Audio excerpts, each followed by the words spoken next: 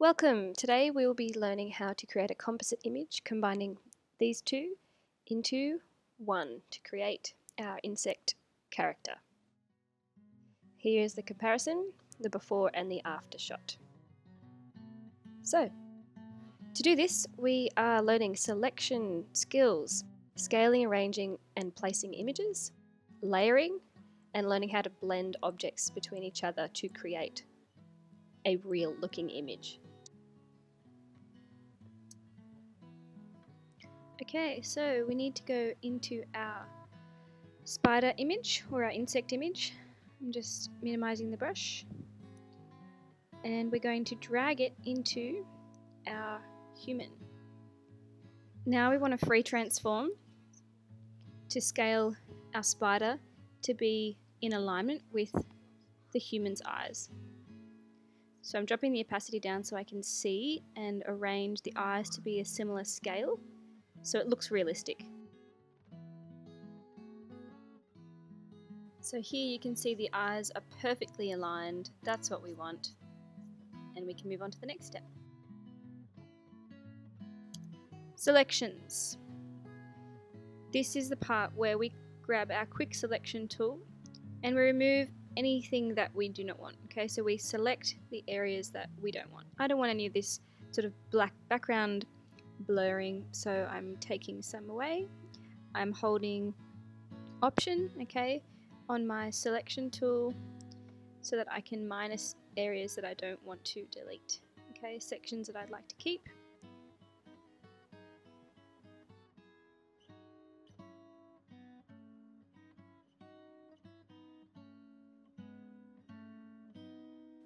Okay, next we're going to scale, arrange and place our insect where we want it to go.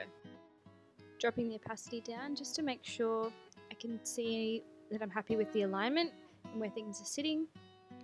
And I'm just going to drop this down a little bit. I'm plotting where the eyes, where I want them to go.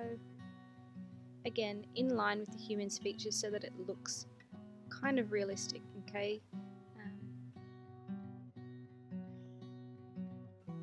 Okay, let's put that back up. And now we can play around with other selections. So I'm only selecting the eyes for right now so that I can play around with just those. You know, the eyes are one of the most important features of a character, so we want to make sure that we make the right selection here. So I'm spending the time just making sure I've got every little area clear.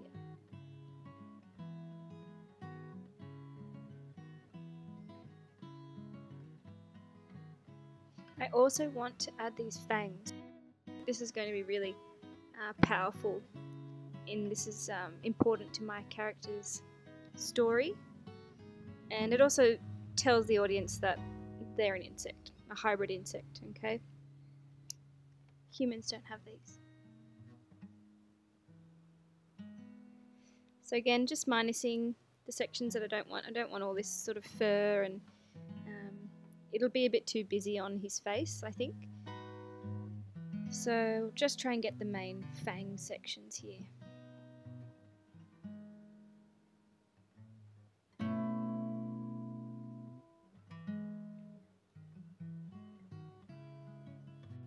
Once our selection is perfect, we are going to Command C, Command V. That will give us a new layer of that selection only. So when we toggle in our layers, toggle on and off, we can see the areas that we want. Now while we're here, it's important that we use our layers to be able to swap between different sections of our artwork.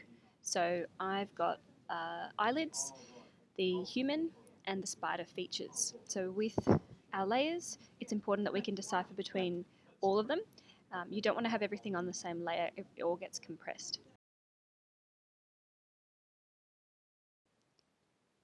Blending is our final stage and where we will spend most of our time perfecting and blending the two layers together to look like they are one, like they're real. So, one of the tools that we use to achieve this might be a rubber tool. So I've dropped the opacity of my rubber tool because I don't want to rub everything out, and I'm just playing around to see here what it looks like when I do rub those things out, so you can see.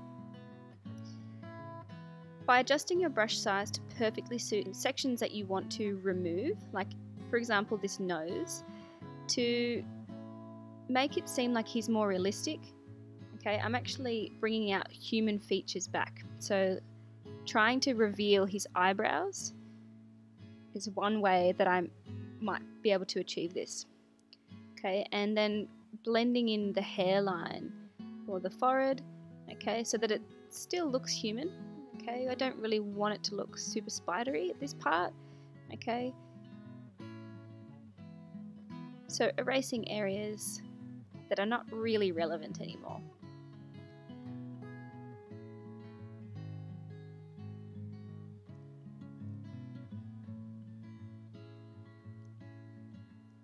By dropping the opacity down, it gives you more control, that you can still see sections that you want, like the little furry bits of the spider.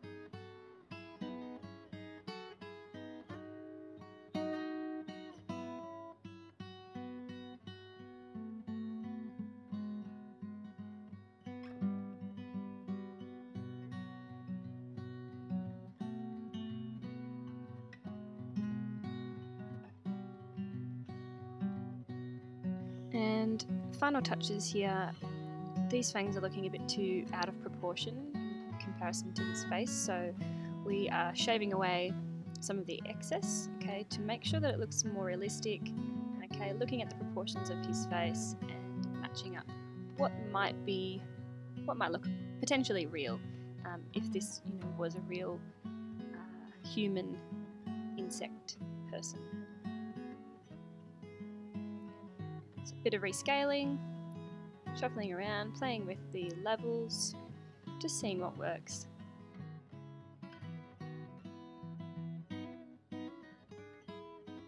And finally, if you're anything like me, you will spend ages playing around with the colours, the backgrounds, layering, seeing what works best. I've attempted to go for a complementary colour scheme with the purple and the green, and here are a few of the examples that I put together. So you can play around with this and decide what you think might work best for your character. Enjoy!